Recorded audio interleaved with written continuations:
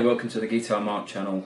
Today we're going to talk about power chords. Now I'm going to talk about what they are, when they're used, and sort of various left and right hand techniques in order to make them sound good. So first off, what are power chords? Power chords are predominantly used in rock and metal music, and they are a major chord but without the third. So a major chord is a first, third and a fifth, and the power chord is just a first and a fifth. So instead of playing A major like this with the C sharp, you take away the C sharp and you just play it with the A and the E. So A, E, A. So they're usually played on 3 strings, so I'll put a tab just about there so you can see A5, the finest chord you can have. So basically that's the starting point for lots of sort of rock songs. Thin Lizzy, Boys Are Back in Town.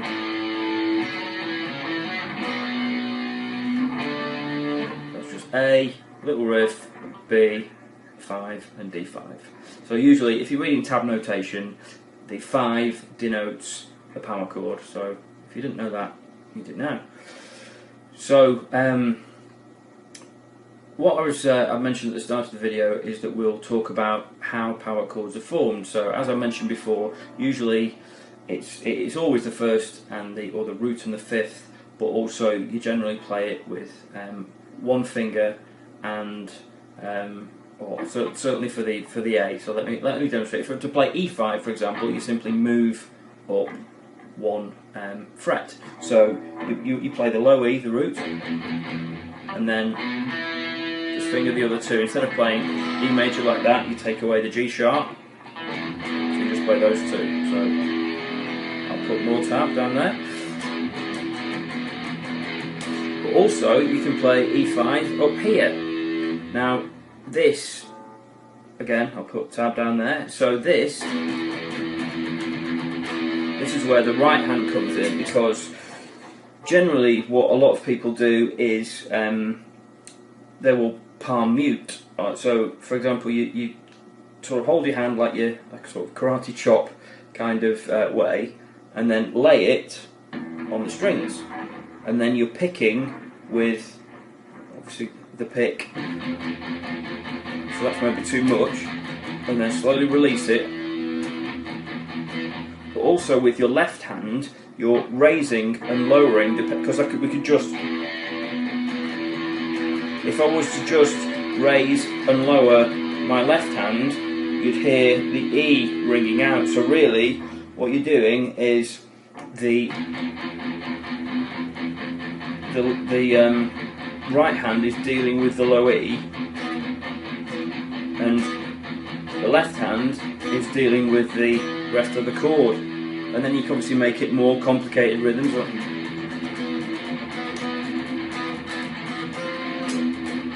Threw an F5 in there, because like sort of Metallica kind of thing.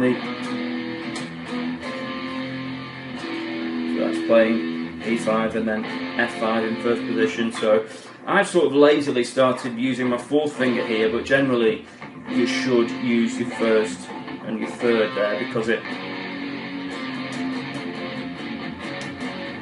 enables you to use, like I think certain Metallica riffs, they tend to use the F5 there, and then they'll play the F sharp using these fingers, so they can,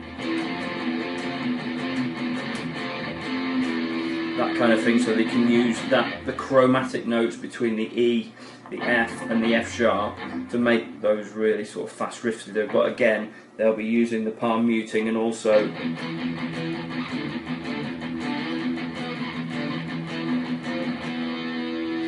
the muting of the E. So really there's not that much more to this video. Rather try and play along to as many songs as you possibly can, or really how I started to do it was learn a lot of riffs. For example, you know, go on the internet and learn things like anything from Black Sabbath.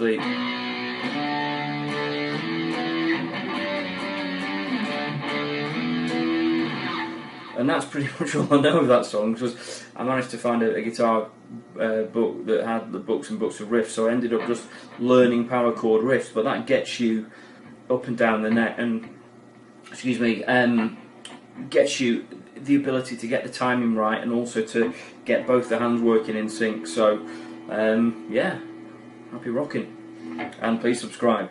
Thank you.